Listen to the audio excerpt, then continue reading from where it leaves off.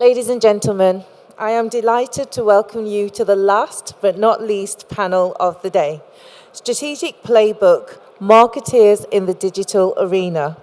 Please give a warm welcome to our moderator, Elizabeth Rayment, Director at YMM, who will introduce her panel. Elizabeth, the floor is yours.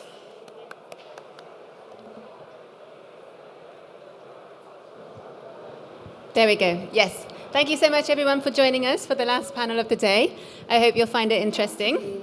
I'm sure you will, as we have an excellent list of speakers here. To start with, we have Maria Xenofontos, who's the founder of FEMIC. It's a marketing agency for Web 2 and Web 3.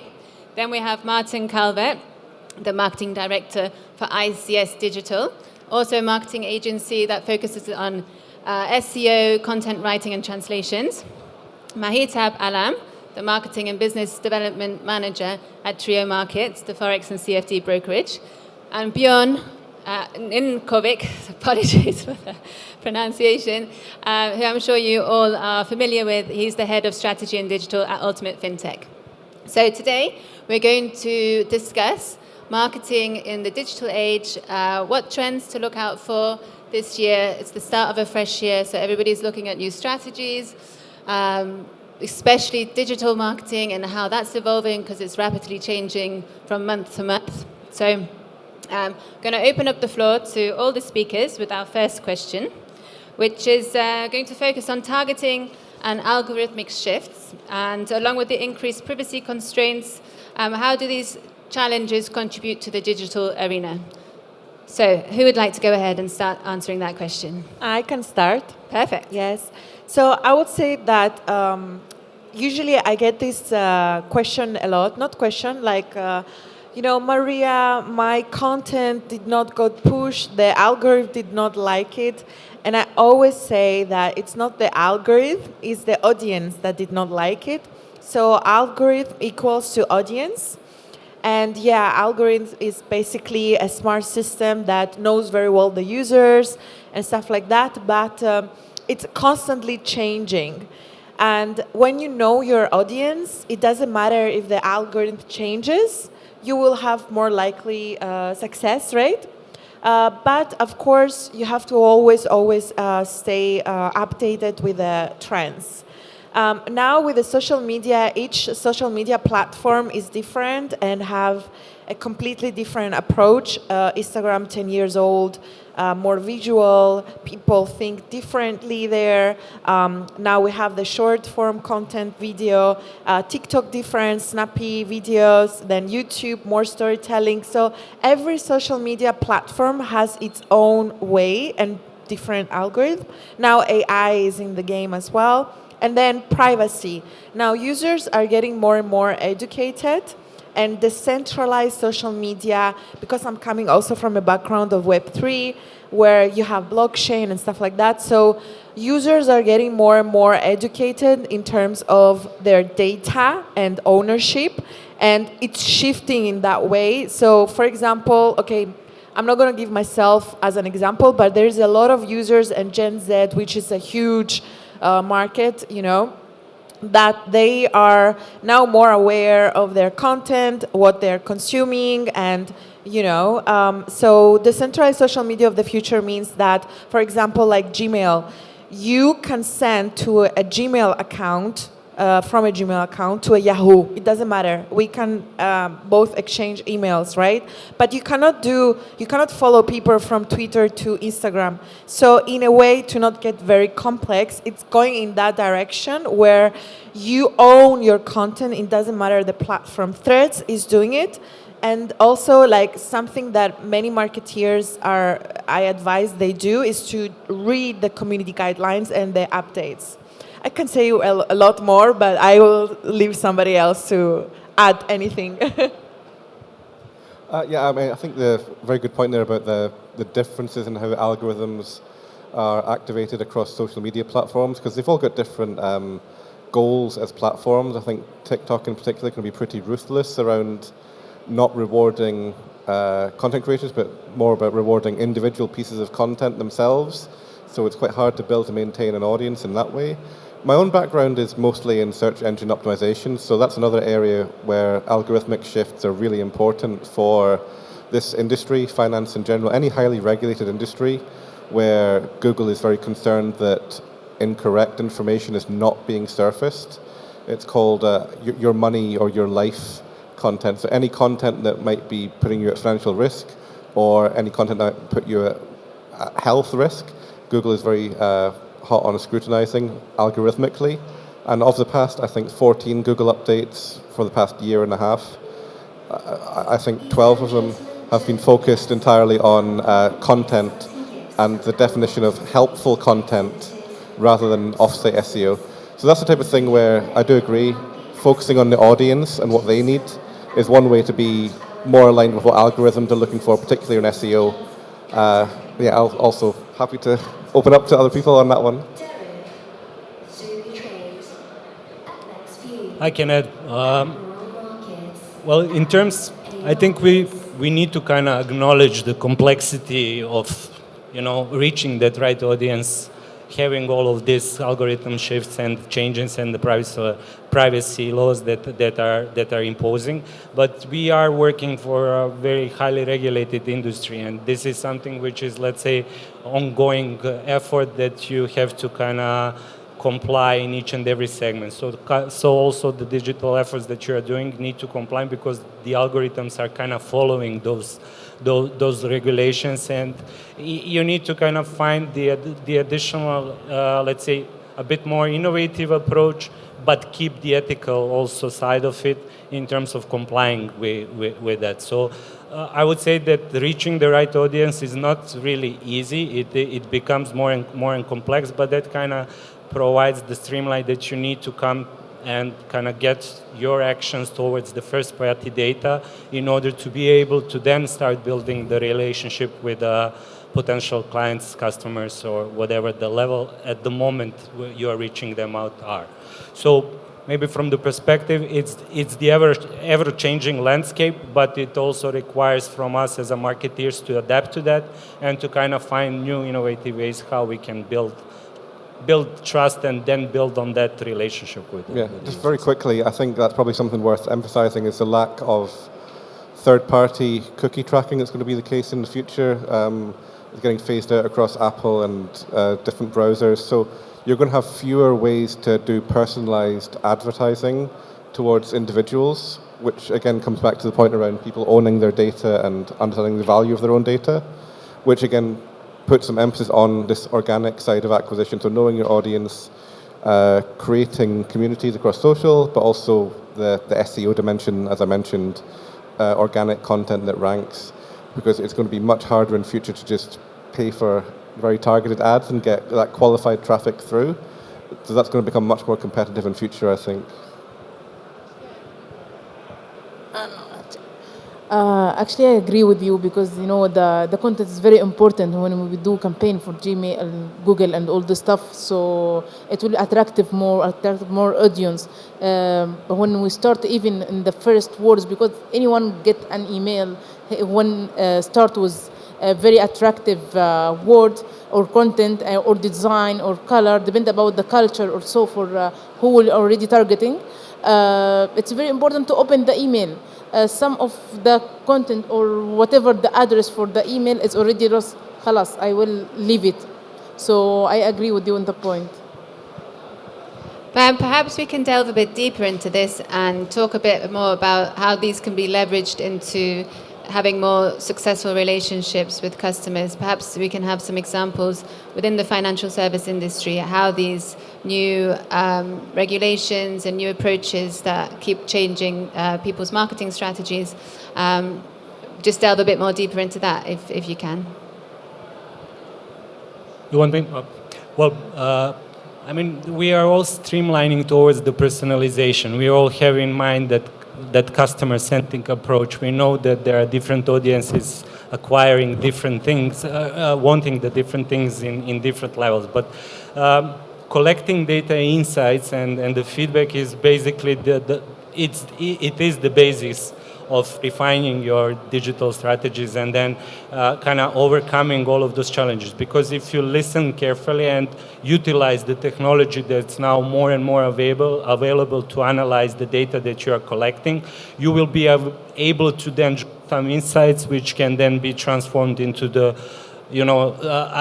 some changes in your digital strategies that then help you overcome that aspect. So I would say that innovative tools that help you kind of analyze data on scale that, I wouldn't mention any specific one, there are a lot of them there, but there are, let's say, something like professional analytics tools. So they are like a step, or I would say a couple steps beyond the GA4 and what you can gain from that. And if you're working with a larger base of the clients or you have a larger traffic, then they become kind of necessity.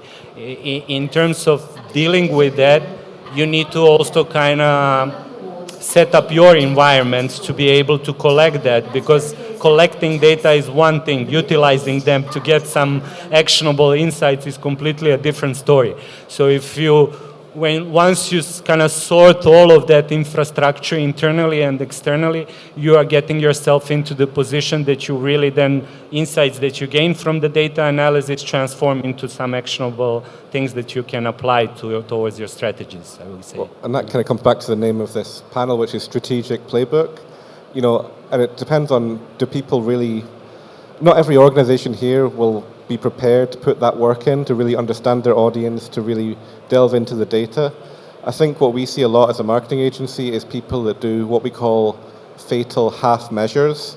So they'll play around with data, but not in any scientific way, and then they'll put their opinion on top of it and then make a decision. That's something that I think is best left to your competitors. If you can be more specific and more actionable in terms of the data insights that you create, and create more targeted strategies, again, leaning on first-party data if you can, because as we said before, this third-party tracking for advertising is going to get wiped out across a few channels. So organic acquisition, first-party data, and I guess the social side there as well of, creating a genuine community, that's kind of where the strategic advantage probably is, particularly in this industry where people want to trust you, but you've got to give them material to trust, and you've got to show that you actually do understand where they are in their journey as a customer, B2B or B2C. Do we need another microphone? Is that one? Yeah, if we could perhaps have some help with a second microphone. Okay, sorry, over to you. No, it's fine. Actually, it's very important to, before doing all this stuff, we study the market well, because each market have a different culture. So you need to catch this before you start your do branding or start your marketing strategy or all this stuff, because each region it's have different translation or words, or you need to use it or design or all this stuff. As an example, in Vietnam, it's totally different in GCC country. Like in Vietnam, they are crazy. They like the fast design or colorful, or also the content. It will be appear in the design. So it's really different. We need to study well the market first before we and even the offers. What we already offer in that market to catch the eyes from the beginning. If we couldn't catch this one, خلاص, it's already done. Yes, absolutely. Does anybody else want to add anything more to that about the challenges and regulational hurdles? I will add to what Mahitab said, that it's true that you have to really know your like Vietnam is different from GCC countries, and as well as regulations, for example, in Japan are way different. Coming to the point of financial markets are more strict, China the same. So the approach has to be, because I see it a lot with a lot of Forex companies, it's like sometimes I see that they target everyone the same, and this can cause a lot of problems that they can, of course, you have to test and see what's working, but in terms of countries and regulation, it's better to be well studied. Yeah, I would also say that a lot of companies are guilty of using the same incentives, the same offers, and hoping that's going to cut through. A big part of our business is translation, and what we find is when you combine that with digital insights, you can see what are people actually paying attention to. For example, we found over the years that terms and conditions are widely read in some countries more than others. I can say in the UK, people have a habit of just clicking straight through as quickly as possible. Other countries will read those terms and conditions in depth. So if they are mistranslated or if contain errors, it might not result in a legal problem. It could do, but it might result in audiences being turned off or feeling like, no, this is not for me, this is for somebody else, this is not a trustworthy place to put my money. And trust is at the heart of everything to do with this industry, really. I can add maybe that Martin mentioned the building of the trust, because there are no, let's say, there are no two rooms for error when it comes to the trust. So you need to deal with data that you collect with a very, let's say, ethical way. And by dealing with the data that you acquire, you're kind of showing whether or not you're a trustworthy brand from the customer perspective. That's what's helping you to build the integrity. And in terms like of any kind of market, what they mentioned, the markets are specific, and the local regulations and specifics. So everything needs to be kind of accommodated towards the specifics of the region or the market that you want to represent yourself. And let's say that the big challenge is also that every of that market is quite saturated already. So, having a great offer is a kind of default. That's the entry point. What else you can bring? Yeah. So, in those terms, like, you need to really kind of think through very carefully, like, what is the market, and as my colleague said, personalized towards the specifics of the markets in order to build your position and kind of gain that trust and at least get the opportunity to be evaluated from the client perspective, I would say. It's worth bearing in mind, these are all basically invisible products. It's not like a nice, plastic leather seat that you can test out and try out and see if you like it. You don't really know if you enjoy a platform before you sign up. You don't really know what the offer's like beyond the initial phase. So you've got this invisible product. You've got to try and establish trust in different ways. People can't see or taste or listen to a digital product. They need to have that trust initially to give you their details in the first place. And there's loads of ways to embody that. One is, through responsible social media, use of first-party data. I think content, it sounds like a cliche, but it's really, really important to have, robust content hubs where you're not just talking about your product, but trying to anticipate the questions that people have in different multilingual markets, making sure that you have an answer, that you're showing empathy, but also providing them a ramp to get on board, because they're making judgments about you before they're ever going to speak to a member of staff or, anything like that. Perhaps we can delve a bit deeper into the lead generation strategies. So sorry, it's a bit distracting. We've talked about the challenges like regulation in different regions of the world, different languages. Can we talk a bit more in more detail about specifically lead generation strategies, perhaps some success stories and some strategies that haven't worked so well, specifically again to the financial services industry? Yeah, for the partnership, I believe in partnership or sponsorship. It's very important for to the brand awareness or evaluate the brand. It's very important. It's even in online, like websites or sponsor for websites, influencer, extra, and also in the offline is like to be like football, sports clubs, all the stuff. It's for me as a personal, I believe more in offline because the people they can trust. If you watching football match and the brand is there, for sure they will trust you. Like, oh, the name is there, the brand is there, they sponsor this football. Yeah, they are. I can invest with this company. So it's for me, yes. Yeah, you can't have one without the other. I suppose with the lead generation, you do need good branding for both of them to work hand in hand. I think with sponsorship, sometimes it's reassuring to know that a company is big enough to waste money on huge sponsorships because it implies they have a bit of stability there. So that's again, something that can back up that lead generation. I think for me, we're talking about failures. I think the biggest failures we've probably had over the years is where we've not pushed back enough on clients who want to focus on product-led PR. And the audience for that is going to be always much smaller than a more general audience because you're pushing something you want to talk about rather than what the audiences and potential customers want to talk about. So I think that's kind of where people and ourselves have maybe got stuff wrong in the past. Whereas for lead generation, you want to go to where they are. So what do they need to learn? What do they need to know about? And for specific, quick sign-ups, I think there is a real benefit to creative PR, getting into the mainstream media, not the industry press. There's definitely value in reactive, quick SEO to anticipate search trends in response to breaking news. We did that so much throughout the COVID era, and that had such a quick knock-on effect for lead generation. People always say SEO is quite a slow thing, but if you have material there that responds to what people are searching for, you can win big. And there's lots and lots of paid channels, but as I said earlier, I think my faith in paid is going down with the fewer targeting options that'll be the norm in future. I will say for success stories, so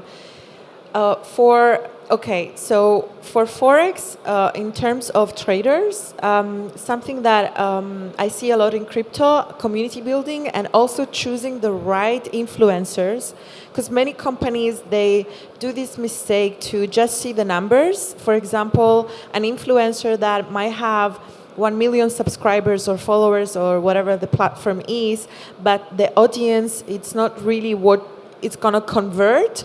And I saw it with a company very well known and established, based in Limassol or whatever, and they chose for GCC market one influencer here that she has around 1 million, I think, but I found her very irrelevant because I know, I can see her demographics and who she has or whatever, but she's totally irrelevant. It's better to take someone that speaks about education and can integrate the sponsorship of the brand, because now, the users are skipping the ads.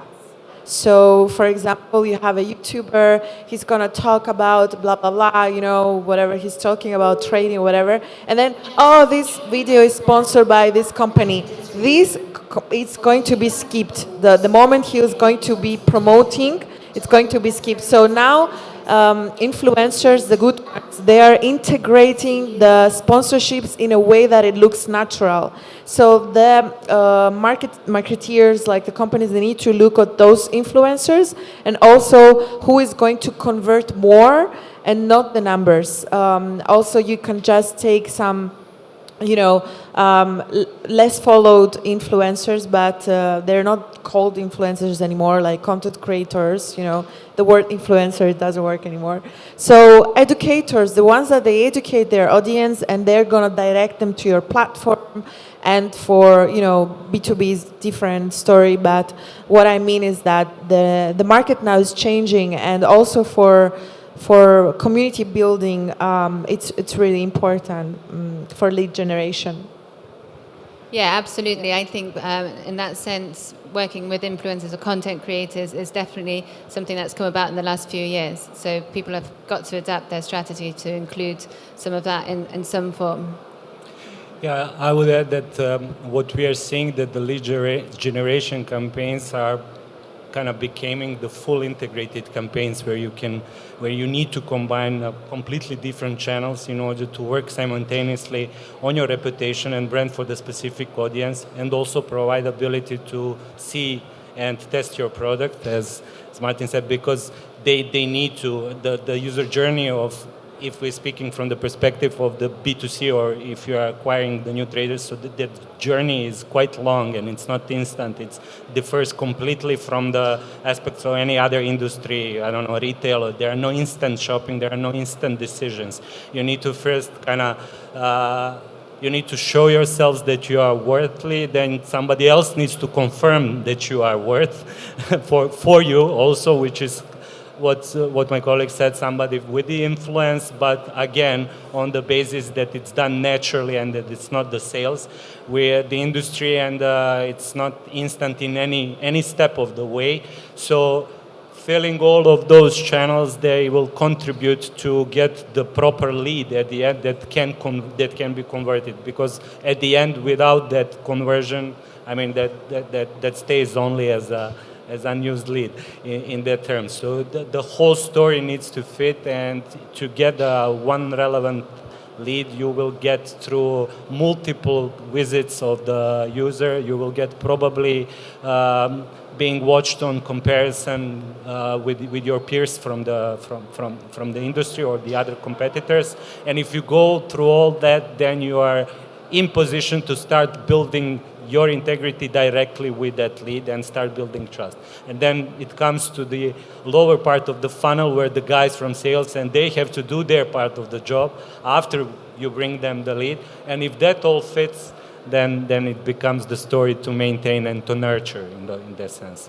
But it's definitely not just the lead generation per se in that term. It will maybe gain you some results short term, but long term it will be just a one-time shot of somebody giving the opportunity which you can use or not in that sense. Yeah. I mean, I think that's probably another area where it's good to recognize the limits of data as well, because we can always say, oh, well, the last touch, the last thing, that's what converted the person to a customer. But as you say, they may have been in a non-linear path to become a customer. They might have seen an article, engaged with an influencer or a content creator, seen some sponsorship on TV. So it's not, you need to be open-minded enough to understand the full mix of things that are bringing customers to you, not over-reward certain channels, because there's a whole extra thing at play to build trust. Yeah, I believe that my experience is that from the, let's say, first interaction with any kind of the marketing material that you have put it over there until the, let's say, registration or getting even the first time deposit, if we are speaking from the trader, can easily go more than 60 days, 70 days. And what the problem is from the technical side, to be able to track that from the first interaction with any kind of the material up to the moment they have registered, and then do the right attribution, what goes where and what contributed to that prospect becoming the lead, is becoming something what we are seeing as a holy grail of, clearing your digital environment in such a way and setting up your infrastructure that you are able to see all of that.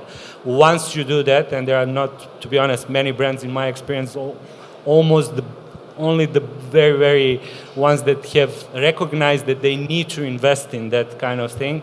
And once you come to that point, then it opens really a whole different level of insights and ability to segment, to build different cohorts, to really understand which channels work for what different segments. Because in your portfolio of clients, you will have completely different people that really don't react on the same things. And those channels that brought to you, if you attribute it correctly, you will be able then to maintain long-term strategies that will keep you getting those people and getting those leads, and of course building on kind of converting them into the ambassadors that they will do the job for you and spread the word about, if they are satisfied, of course. So that's the probably most strongest thing that you can gain in long term. So that everybody now has their lead strategy in place and their targeting in place. Can we talk a bit more about branding and partnerships? So we touched upon a bit partnerships with industry, thought leaders and content creators. Can we talk a bit about strategic partnerships on a broader level? So sponsorships perhaps, or ambassadors. How does that link in with a lead generation strategy, and why is it important? You want to? Yeah, I'm happy to. I mean, I think authenticity is really key. So it's not just about the reach of that individual. It's a case of does the connection between the content creator and the product or service make sense? If no, it's going to confuse the audience, and it's not going to drive the lead generation that you want. So I do agree, looking at more niche influencers or content creators who have more of a genuine rapport with their audience, but also more of a genuine connection with the product. That's probably the way to shorten the gap between, that type of campaign and actual leads. Again, that's not also an area where you can be more strategic when it comes to sponsorship. I think there can be some advantages to, again, like I say, being the type of company that can afford to blow millions on sponsorship because you look like a big player. It doesn't necessarily sell your product for you, but people know that you're not going to disappear overnight. More targeted sponsorships, I think, are a bit more interesting and also more accessible for smaller brands to think, where can you have more resonance? Where can you have that thematic link between the sponsorship, be it sporting or something else or an individual, to your product? And what's your brand position with that? Is it about a particular type of experience that you're offering that you can be relayed through the sponsorship? I think that's kind of where we try and suggest people go. Authenticity, but also that thematic relevance, and then also, where possible, getting as much value for money as you can. So thinking of the SEO dimension, thinking of how can a sponsorship or an advertising campaign be combined with on-site content to improve rankings, improve your backlink profile, all these other things that might be a bit more dry and boring, but can help bring traffic and leads to you. I think that's probably the key. So authenticity, tying different campaigns together to get value for money, and trying to have relevance, I suppose. Yeah, I think for the sponsorship, it will be for sure generate more leads, because if you make sponsorship with website, especially in Forex market, you will get the same who already this audience, they are looking for Forex. Okay, so they will get more leads, and they are the leads, they are 100 is pure, because they are looking for the same thing. Okay, so I think but you need to be sure this is a website or whatever the sponsorship, it's right sponsorship to do. Well, forming the necessity of branding is, I think, the consequence of the saturation of the market and the very fierce competition that we have in our industry.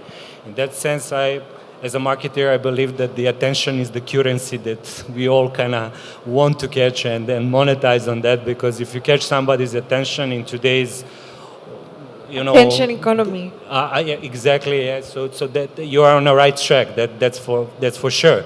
And again, being compliant and ethical and all the other, I would say, elements that you need to satisfy. But definitely, by connecting your brand to the specific other brand that kind of that resonates with the audience that you're looking for, will help you immensely in positioning yourselves and building some kind of brand image that will kind of fastly move you from that clutter of many brands, and then bringing you some prominent position that you need then to leverage on, because that's only a start to be noticed and maybe to get some first, let's say, impressions of guys checking you out. That needs to be then really, let's say, controlled from the moment they saw you, then when they land to your landing page or type your brand name within the Google search. Martin would add, if you don't show up when they type your brand name in search, I mean, that's a very high sign something is not wrong here. But I guess you wouldn't invest millions of being on T-shirt of some famous football club without doing the first thing first of functioning in any other way. So I can't name any names, but there's definitely been clients we've had who've done the opposite of that, in that they've done sponsorships in order to drive searches for their brand to then boost things, because Google responds to queries as well, so Google is guided by what people are searching for. So if there suddenly is a spike in brand traffic because somebody sponsors a Premier League football club, even if they're not based in the UK, or especially if they're not based in the UK, that can help trigger some more brand visibility. And Google likes websites that have the attributes of a brand. It's why if you search for, again, white leather chair, Amazon might come up first, even though they're not specialists in white leather chairs. People trust a big brand, even though there might be whiteleatherchairs.com 2 levels down. Absolutely. Yes. That's what is helping immensely to build your integrity and trust. If you are, of course, financially capable of pursuing that road, because that's a very expensive road to be. Massive. To be on, that's definitely, and it's just the entry point. It's not in any way performance part of this. So you will. There are no guarantees that you will even convert one person, even though you are on those jerseys, if you are not doing everything right in the back, and you have a very, very prominent product to offer in that sense, I would say. Actually, this is basic step like to the name, the brand in Google and search. I guess this we need to do in the first, and after that we're looking for sponsorship and all this stuff. Otherwise, when we search, as you say, for our brand, if he didn't see in the Google, he will say, okay, what happened? What there is question mark for that. Yep. So yeah, and after that, we are constantly, our users are like constantly looking. I mean, because it's that kind of an industry, and we differ as an industry a lot from any other, and it's a complex thing to get into. It's a complex thing to learn, to be able to start, in a way, trading. So the effort on the side of the users that want to become daily traders is also a big one, in terms that they need to understand a lot of things before they even get into it. So as much as you help them on that way of providing the right content in right moment, it's a good thing. I would just comment what Martin said. I mean, algorithms love, and they all function based on let's say they want to satisfy the search intent behind the user. So they only think about what's the intent of that user and how they can connect them with the best content that fits that search intent. So when they Google your name as a brand, be sure that you provide them the right content, at least in a meta description, that will say something more about you and that will give them something they would look for. Yeah. Well, just a very quick point on that. That's, again, somewhere where brands who focus on other channels and maybe neglect SEO need to at least pay attention to that, because it's not a guarantee that they'll be number one. And this is where some very clever affiliates will be ranking number one for brand names, and you can't blame them, because that's a path to money. But if it's your brand name, you should be putting effort into being number one. And if you can't do that, you at least have to be aware of that risk that you're going to be paying affiliates for your brand traffic. And I mean, we have to say the affiliates are still, let's say, probably the number one, let's say, channel for the brand. If you are lacking on the, let's say, I don't know, brand image perspective, or you don't have a recognizable brand on specific market that is performance-wise, that is probably the most efficient channel that you could work, and that can help you also choosing the right affiliates can help you also immensely of setting up and building the trust, but also has big risks behind that, you know. Thank you so much. Amazing. I think I'm having troubles now as well. Thank you so much, guys. I'm going to open up the floor in case there's any questions before we wrap up for the day. No, everybody's ready to leave, so that's a good sign. Thank you so much. If we can give our speakers a huge round of applause. Thank you, Elizabeth. Thank you. And thank you, everybody, for attending. I hope you have a wonderful evening.